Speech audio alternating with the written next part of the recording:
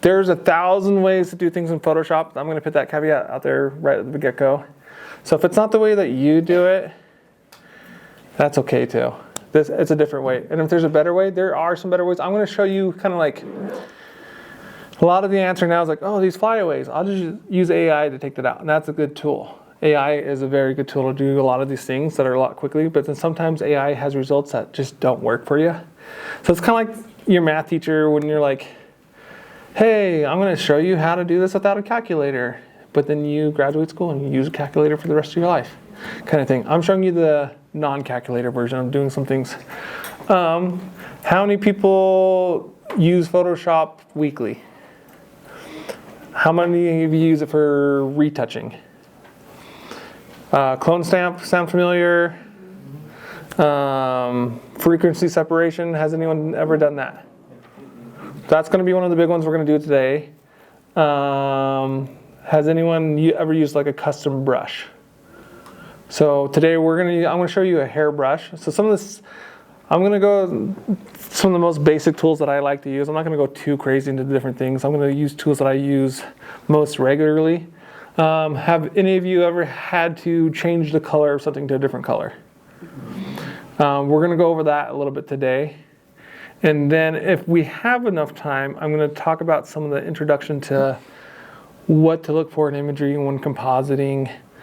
When you're taking like maybe a background image and we had to pull an image of someone, bring that person together, or you know, the dreaded like group photo and someone wasn't there and we had to add them to the group photo and make it look good and make it look believable. We'll talk about that too if we have time. But first we'll launch in the frequency separation. So this is a photo that I took for when I was working at BYU Broadcasting. We had a show that was being filmed in the UK in conjunction with the BBC.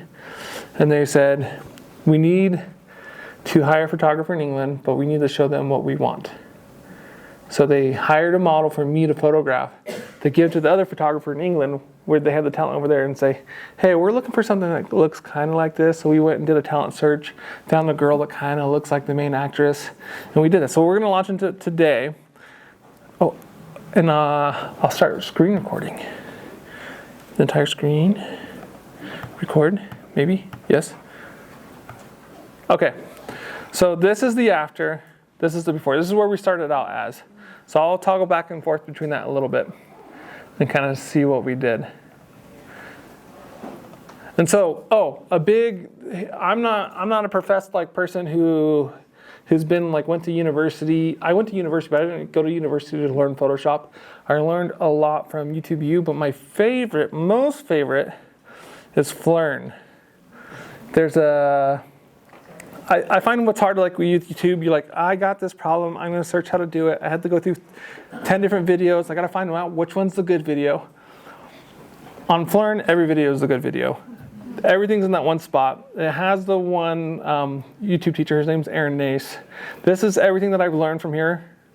Is what I'm going to show you, Casey, today, is stuff that I learned from Flern.com. And they have free tutorials, and then they have a subscription for their pro tutorials. It's $100 a year.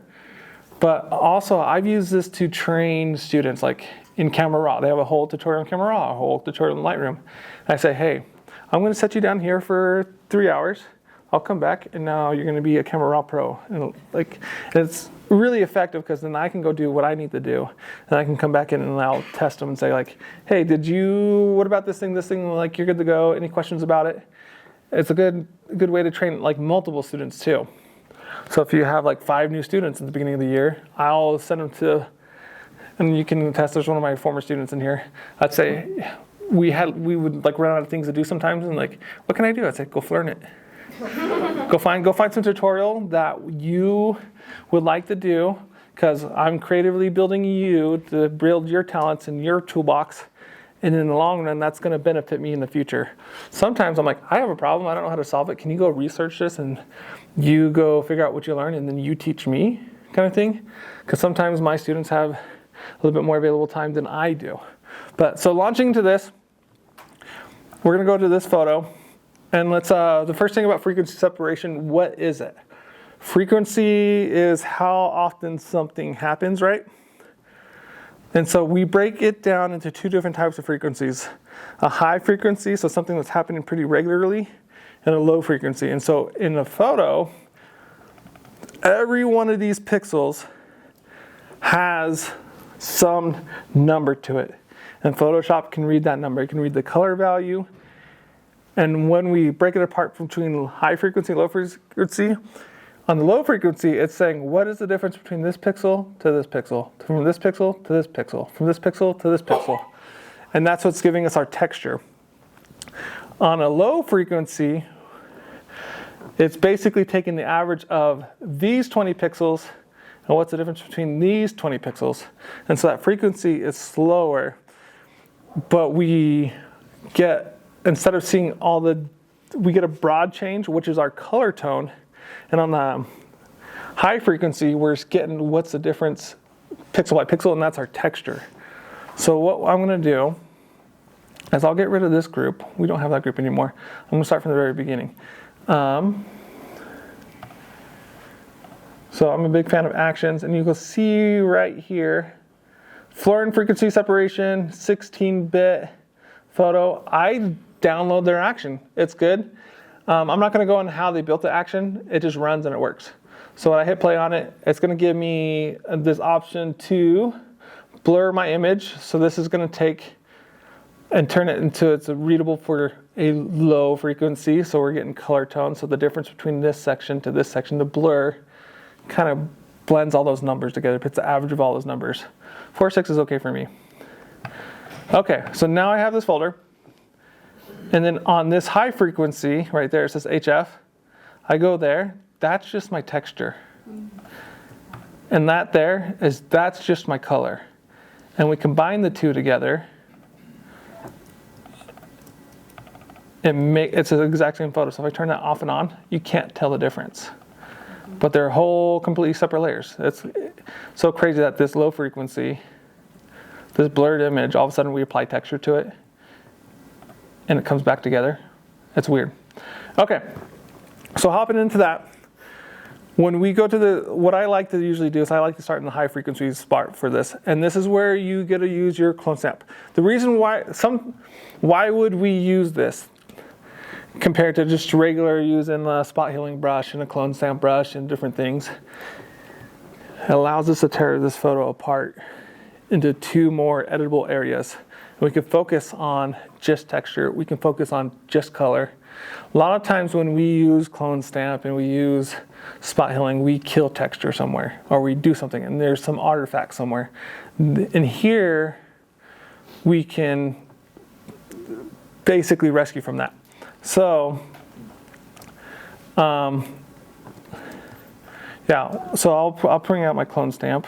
The big thing you want to do for this clone stamp is that you want to just do current layer, because if you do current and below, it's going to bring that color layer in. And we're literally just working on this gray texture. And the big things I'm looking at are for anomalies, for the most part. Do you guys know keyboard shortcuts as far as like zooming in and out real quick? To resize my brush, I hold Control and Option, and I can go left, right, and that will resize my brush real quick. I don't use the bracket keys. If I want a soft edge or hard edge, I hold Control Option, and I drag up and down on my mouse or my Wacom tablet. So what I'm going to do is I'm going to probably, instead of doing her whole face, I'm probably going to focus on this cheek, fix some things on it, and then we'll move on to the next step. Because I don't want to spend a whole hour you just watching me clone stamp and fix things. There we go. Oop, don't do that. Oh, we'll still work on it. It still works. Okay. So what I'm looking for, highlight bumps. There's a bump there. I'm going to take this smooth piece of skin, massage that bump out. Massage that bump out. Massage it. And just finding all these little key differences, but we'll zoom in and out. You can even do a broader. Like if you had to do quick and you weren't doing this for like a large poster, I could do a larger brush, softer edge, take this whole section and start, I'm at opacity 30, that's why. And just start really like manhandling this. It's like it's not supposed to see it? So like I could go really quick with this. And the thing is, I'm only touching the texture. That color stays. I can sample this blue texture over here, bring it all the way into this purple here, and it's not doing anything but changing that texture. So that being said, it allows you to have more spots to pull from. So I'm not worrying like, oh, I gotta admit, there's this blue highlight that goes to this orangey color, and I had to stay within this line to keep where I can resource from. I can resource from anywhere on this. Well, let's go. Let me reset this rotation. Sorry, guys. There we go. That way, we're looking at. So a big bump right here. You can so quick. I like to go in and like really go each an individual bump, but I could even go even broader, do a bigger brush, so and like hit this cheek and really like take that out, kind of thing. Here I'll even hop over to this cheek. And there's some spots. So you saw right here, if I Command Z a couple times, there's this little dark spot right there. There's enough color right there that there's in that low frequency that color didn't come out. So there's always gonna possibly be like a dark spot there, maybe for the most part. And we'll go fix that in the low frequency. Forehead, we'll take some good skin texture. We'll just go quick. Take some of these things out. Even the hair sometimes doesn't show up in the low frequency because we're taking the average of the hair. So if I color over that even disappears. You can still see there's a little shadow tone right there because it did show up in the low frequency. The average of colors there, the hair affected it enough. Pores. So that's our high frequency. We're just working on texture. Now I want to work on color. So with the color, what you can do on this isolated layer is sometimes I'll go in with an actual color brush. I'll sample that color of the skin tone, and got to be in the right layer of brush on. Let's say this transition, I don't want this little blue right here at the edge of her lip. I want to change that color. So I'm going to sample this color, and then I can bring that in, and it's not changing the texture. Or let's say, for example, it goes from a highlight here on the cheekbone to the shadow here to highlight here. I just want that transition from highlight to cheekbone to there to be better. What I do is I take my little lasso tool and I say, this is the area I'm going to work with. I hit L for lasso, and then I hit Shift F6 to feather my selection by 15. And then I'm going to do that again. Shift F6, feather selection by 15. And then I'm going to go into my Gaussian blur. And what I like to do is I usually just keep it you could go in manually and go in here and adjust this and where it fits good. I leave it kind of at 5, and then I will Control Command F to reapply that filter, and I'll tap it in a couple times.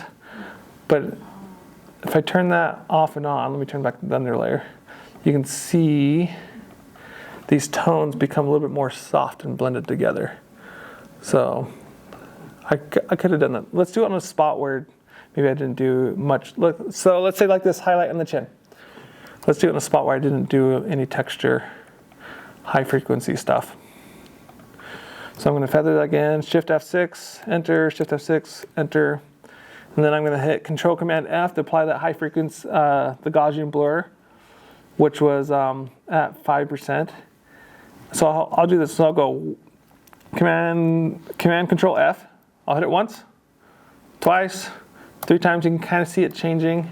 I just like to do it gradually until I feel like it gets to where I want it to be. So I'll de-isolate that, and I'll show you the before and after. So you can see those colors become more averaged together. And all I'm doing is I'm blurring that a little bit more. And then if I want to move colors, like I said before, I can take that brush, like we got rid of that blue that was in the corner here, and I just paint the color that I want to be there. Any questions? Did I go too fast? Is there a question back there? Why are you doing feathering twice and doing the same number twice? When I do like a bigger feather, sometimes if I get too close to the edge of something like the corner of her cheek, right? that feather carries out into that, and then I start blending in some of these dark tones, and I want to stay away from like too contrasting because I don't want to average the neck color with the edge of her skin. So it's kind of like, it's not quite like feather 30, it's like feather 15, and the average of 15 again would be like, it's just where I walk it kind of thing. So you actually feathers the feather? Yeah. So it's not like you're just changing the number to make it 30 or... Yeah, it still kind of keeps it within that constraints a little bit more. And it's one of those things where I keep it at a level there because I don't want to, I'm too lazy to change the number because I could just hit the key and I go Control F9, enter, Control F9, enter, Control, and then I'm like, oh, that's about right what I need. Or I can Command, like, oh, I went too far, Command Z kind of thing. So it's just a little incremental rather than being like, prescribing like, this needs 45 feather. It just gives me chunks in it. Me? Yes. Yeah. When you're doing the keyboard shortcuts, can you also mention where they are in the Yes. Oh. image layer? Oh, okay. Yeah. Some people might not. Yeah, I'm going pretty quick. Are you doing selection So for your feather? For your so my feather, it's a shift. So I'll do a lasso, which is L, and I'll select my area, close it, and I'll hit Shift F6, and that brings up this window. Where would you find that? I think it would be modify feather. Okay, that's what I was thinking. I have to. That's a good call because I have to like remember where stuff is. Yeah. The other thing I was going to say is, without having this have to go to Flern. Yeah. The action. Yeah. Do you Maybe know how to get to high frequency and low frequency without Flern to like walk us through the steps? Is that no, I don't. No, there. I used to because every time I'd go do it, I'm like, I can't remember how to do it. So I just go open the Flern tutorial and I'd follow it, and then I just finally built it in action because like.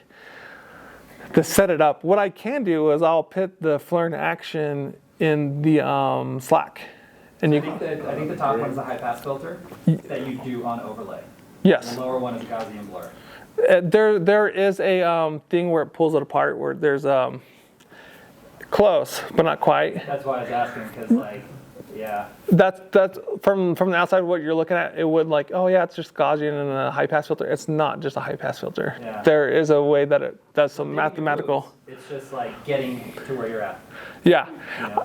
This would be like how to butcher a cow, and then once we get to the next part where it's like actually how to grill a steak, we're going to the grilling the steak part rather than butchering the cow, because most chefs don't butcher their own cows; they have someone else do it. High frequency. Can you click on channels and see what color channels are open?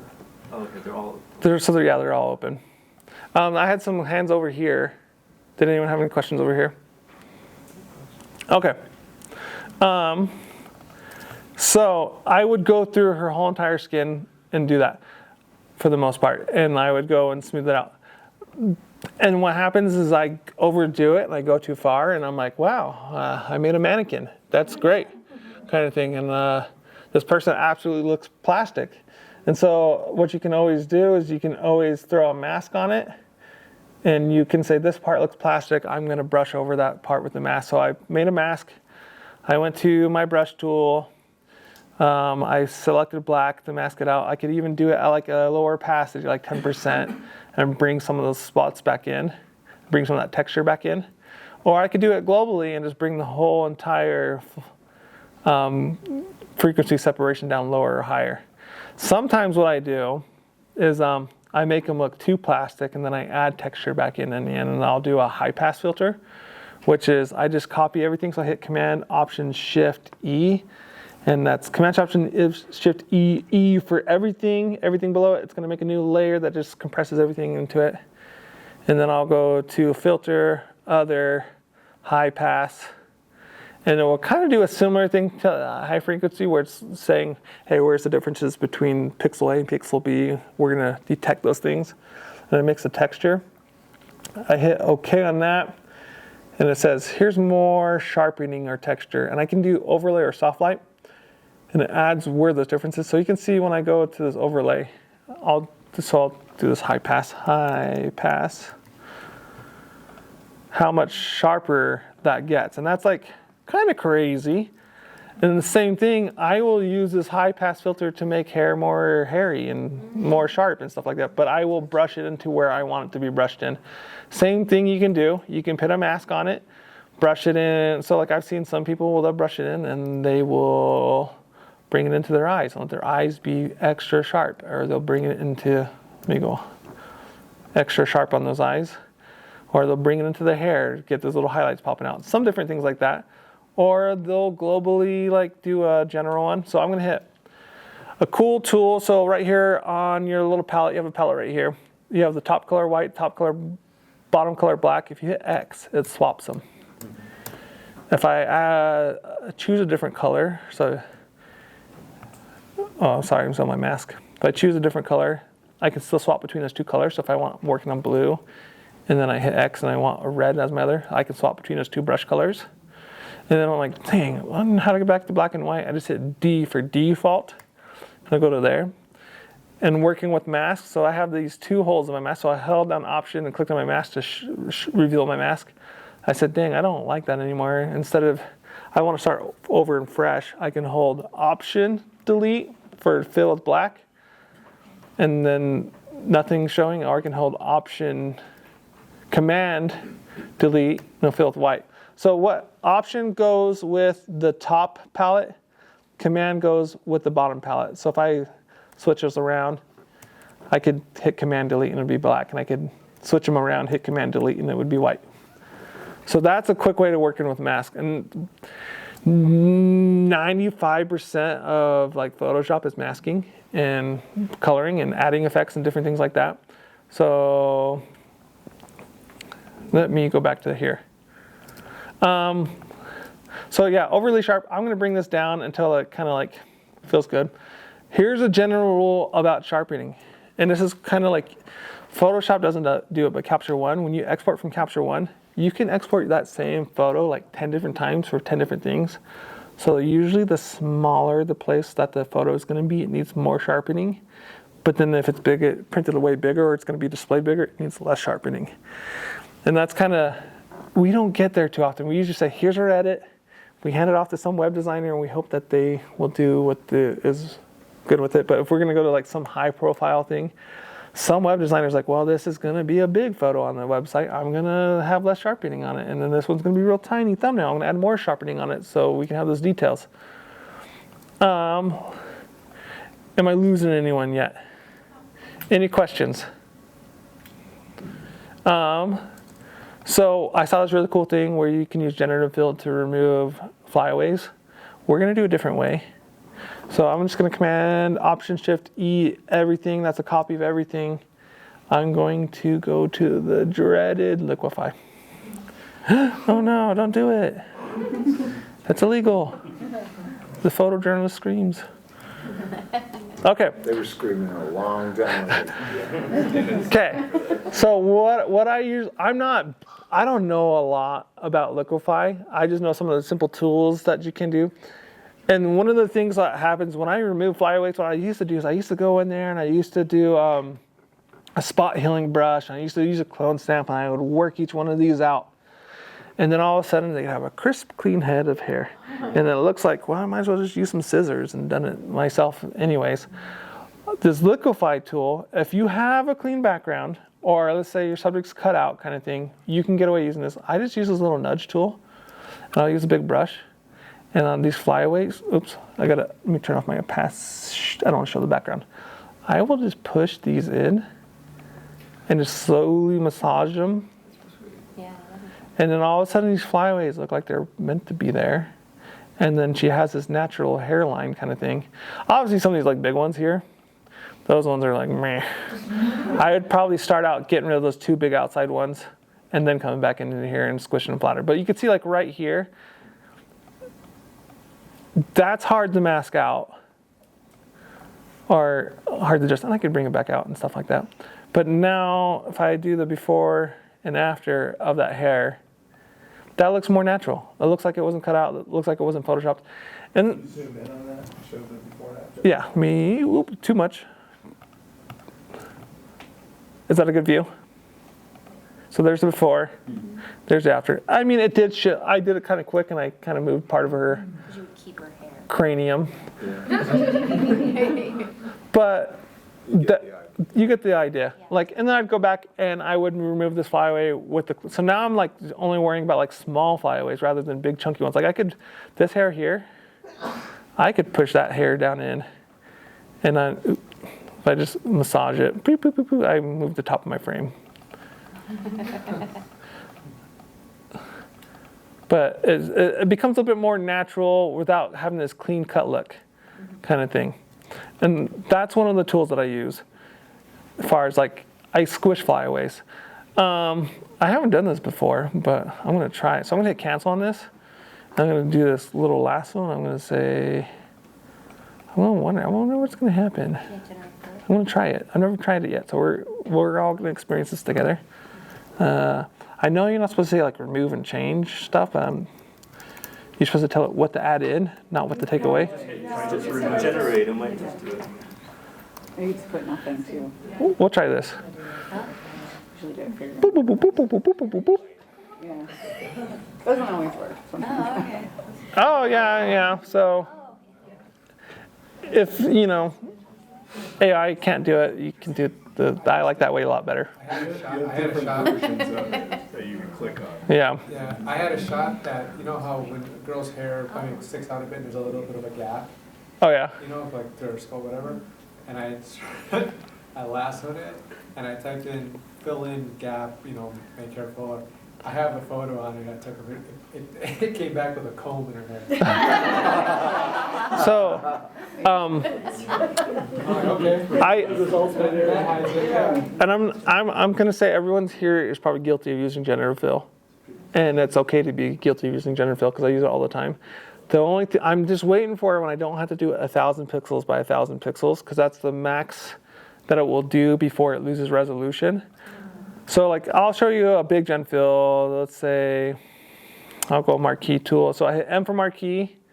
And you can see on the corner, there's my width and my height pixel-wise. If I get over, I think it's like 1,125. Here, we'll go over here. We'll say enter. What do we want to put on the top left? Taking a group. Dragon. And I hit generate.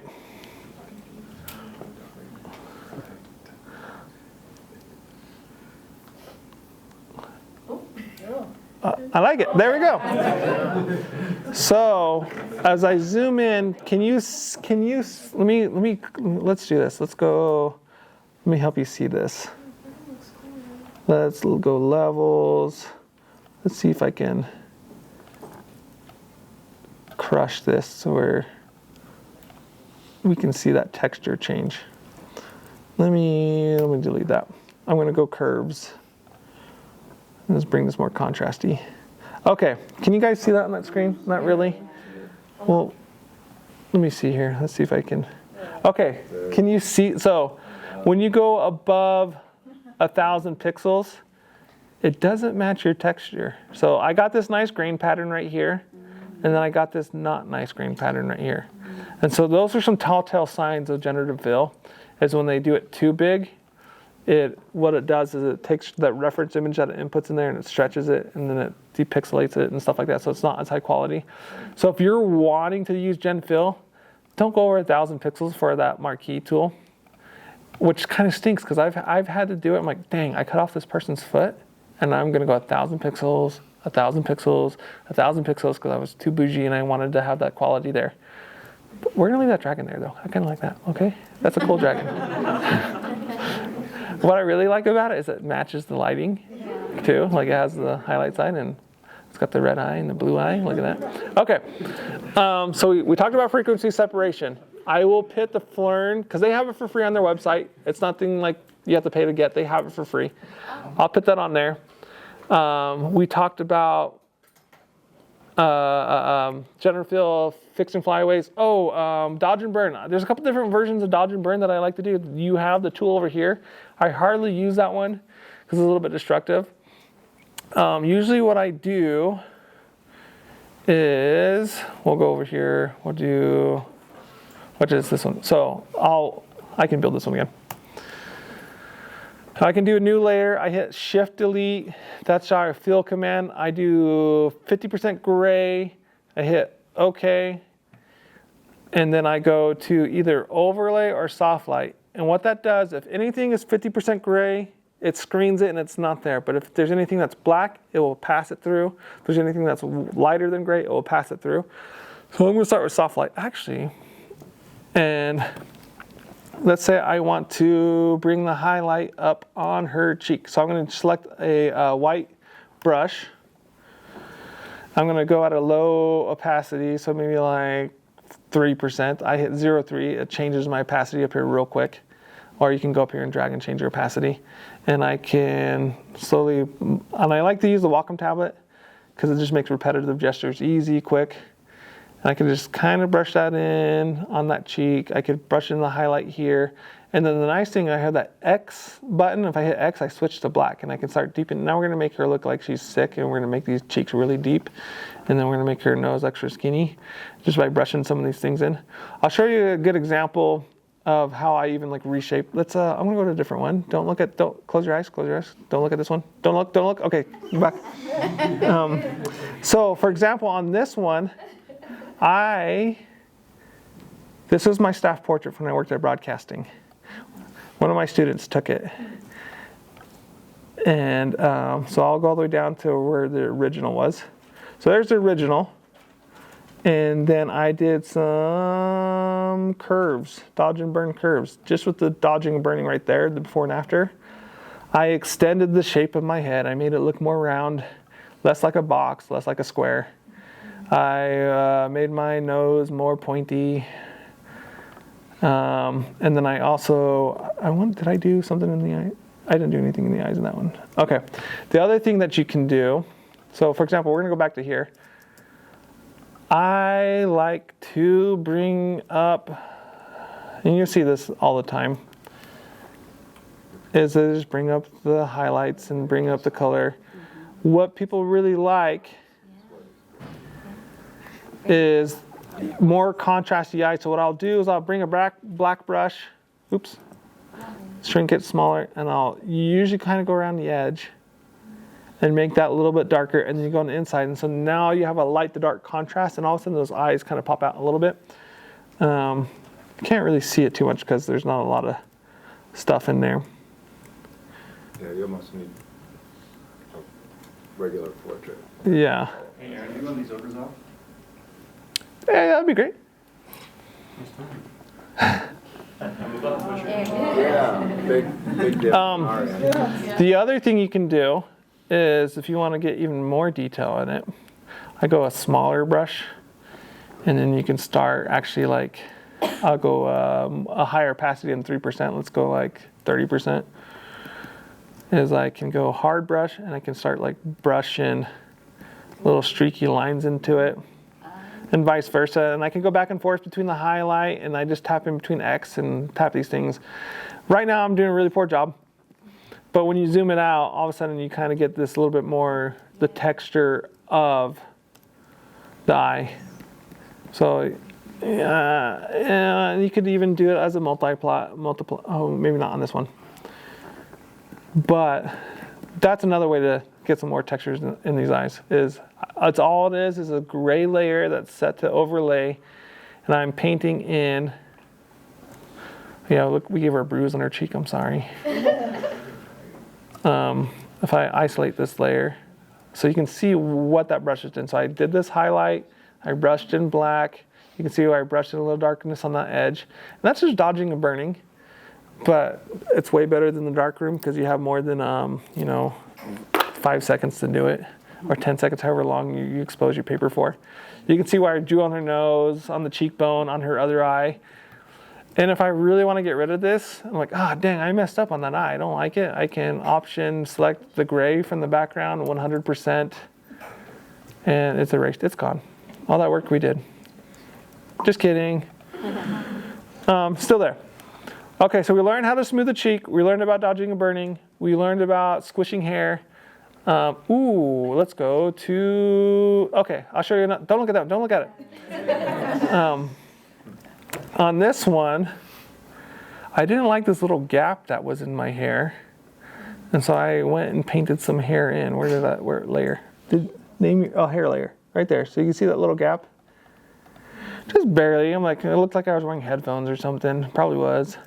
And then, so Florina also has another brush called the hairbrush. And it works really good with the Wacom tablet, not so much a mouse.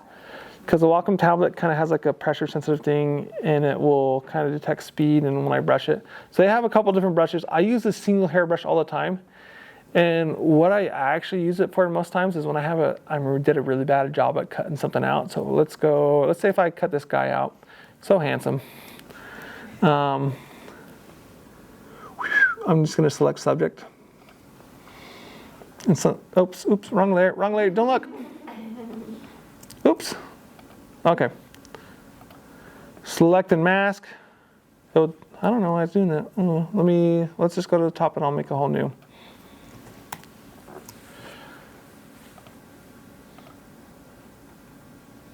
We'll hit okay. And then I didn't even select it and mask it. That's weird. Let me go my lasso.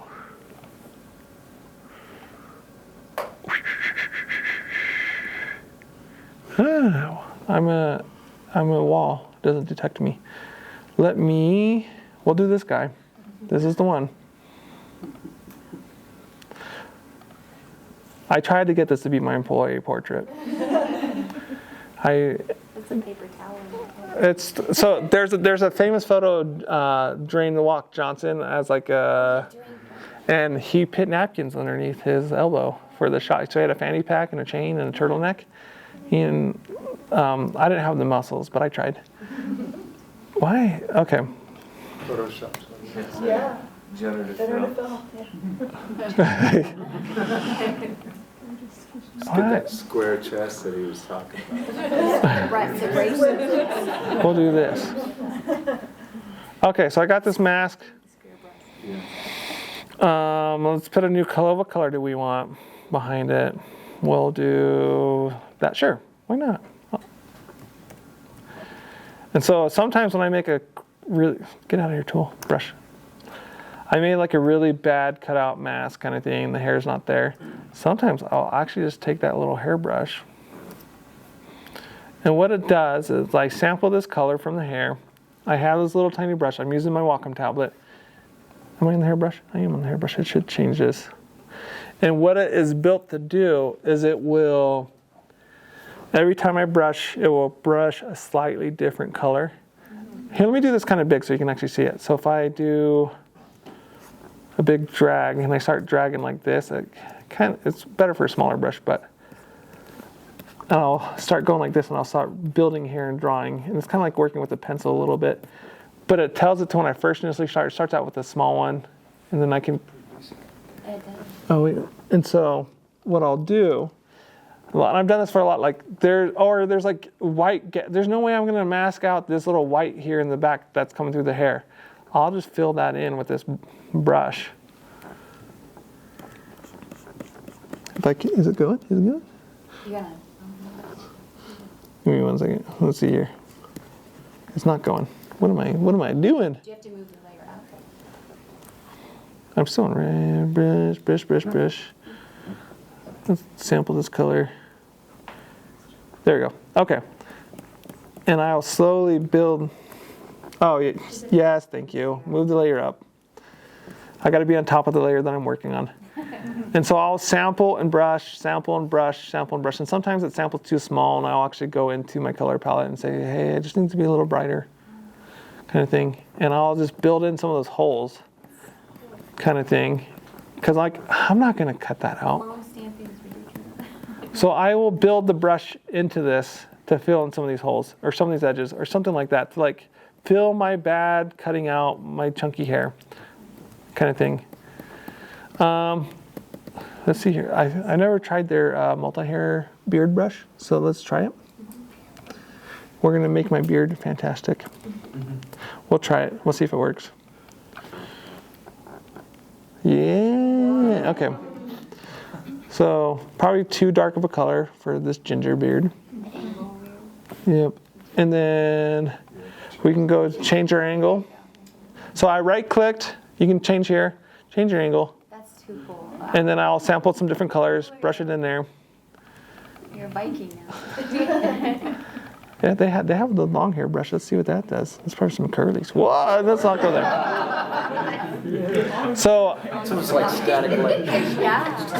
so it's funny. I had a photo assignment once, and you're not supposed to grow beards at BYU unless you have like a privilege, like I do, some medical reason that I supposedly have.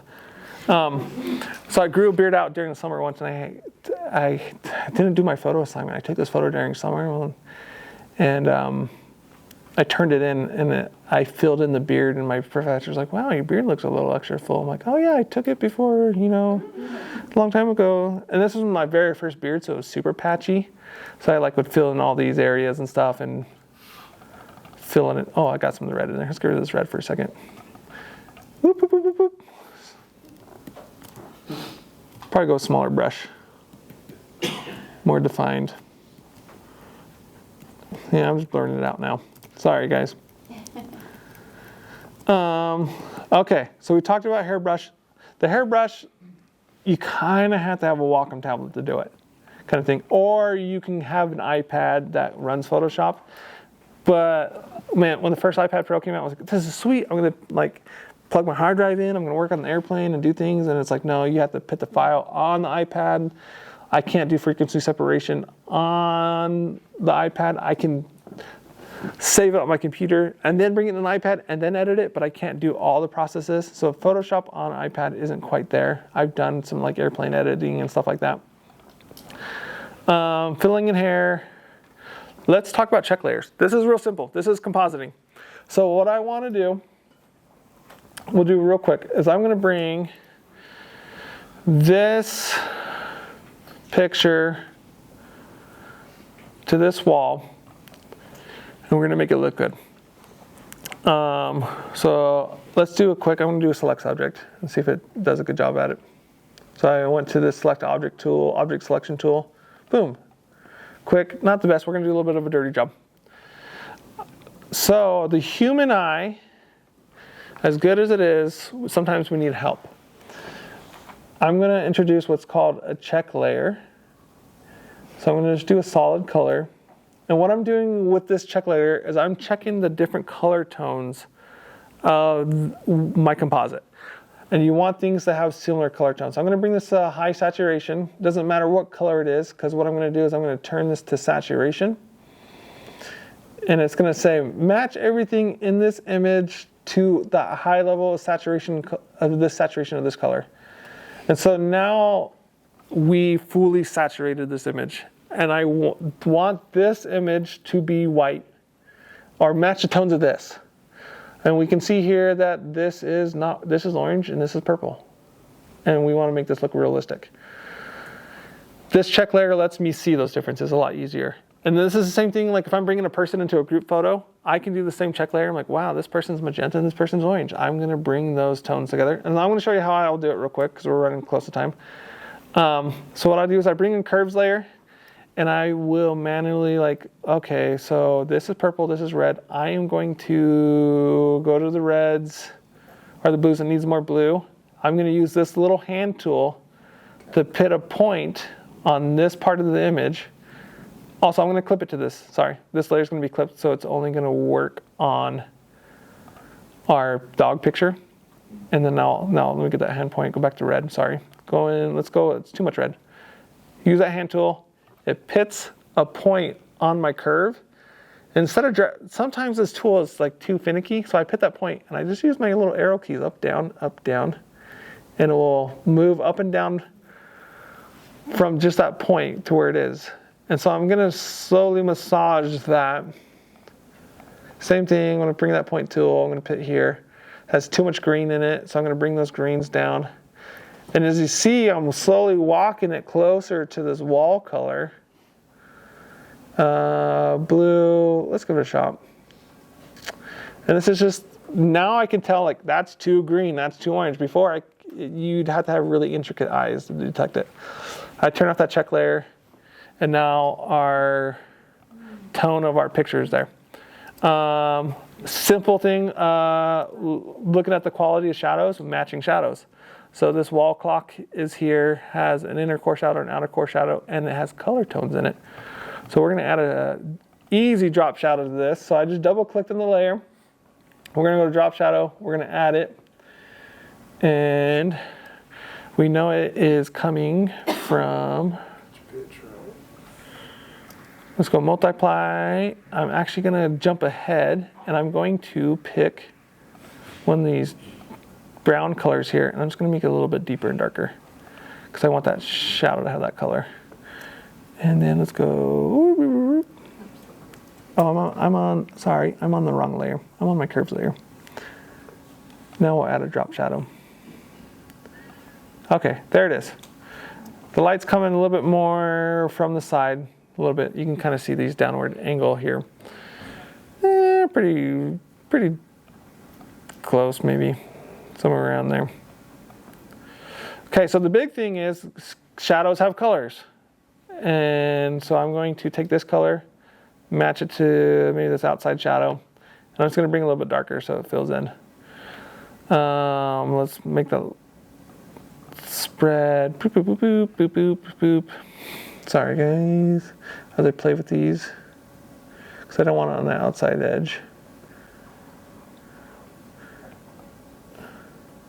There we go.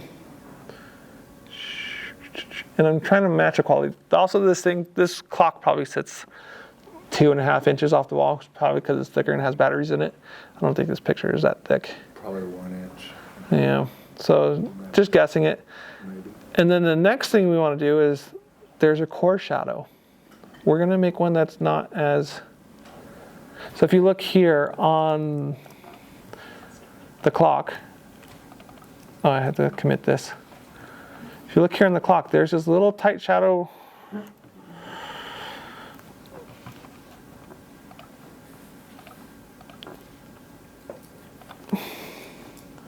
Oh no, I'm still on the hairbrush. Gross! Gross. I was wondering that. So from like, I'm on normal. So from like here to here, there's a shadow. That's way different from here to here, there's a shadow. So I'm gonna put 2 shadows in to match that kind of thing. So right now, like, kind of general, this top part's too much.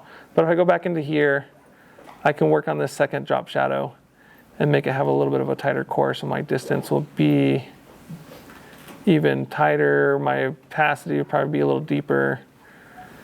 And then, not perfect, not great. Probably need to turn my opacity down a little bit more on it, kind of thing. So just the quality of shadows. One another quick tip, let's go. Oh, matching colors. Let's do that. I want, give me a second. I did it earlier in this one. So a way to match colors. So this was from one of our lighting workshop on Monday. I want this jersey to be BYU blue. It's not BYU blue. The cool thing most universities have is their guidelines. They have their brand guides and it has colors, and it gives you the hexadecimal, the Pantone, the RGB. One way to match colors, and this is how I used to do it at, I worked for a company that did craft paper and inks and stamps and colors, and we had print catalogs, and we wanted our print catalog. So when they ordered the paper that was, they had funny names, like Cobbler and like Pineapple Paradise and other stuff like that. Designer colors. When they would hold that paper to the catalog, it would match. And that way they'd get less customer service calls and like, hey, this does not look like the color I ordered. So I got this RGB build. I know it's 061, 165.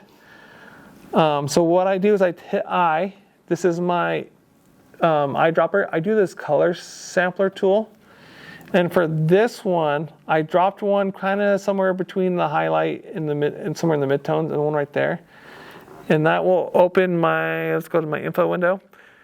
And I put it as an average. So this is telling me what, at this point, at an average of 31 by 31 pixels, this is the average color. And I can go over here, and I see that it's 14, 123, 180.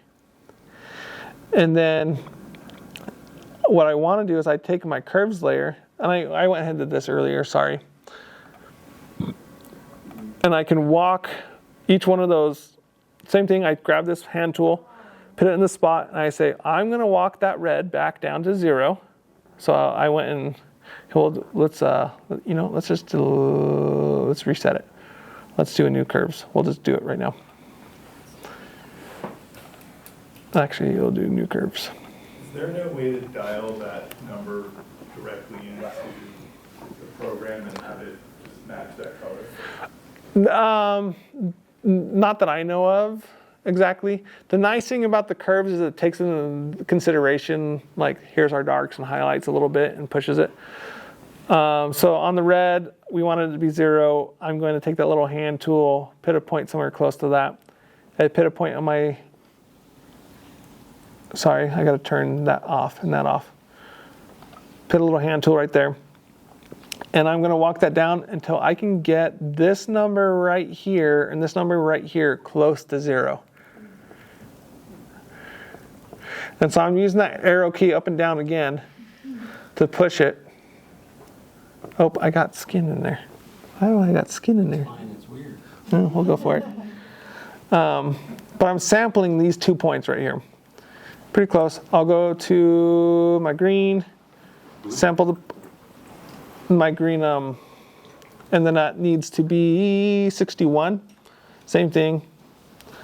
I'm going to jump that down until I can get this number right here close to 61. And it's going to curve all those things. And then I'm out of time, but you guys get the concept. We'll turn this off, we'll turn this one on. So now we got a BYU blue jersey that matches. It used to not be BYU blue, now it is. So you can use that to turn like anything exact color.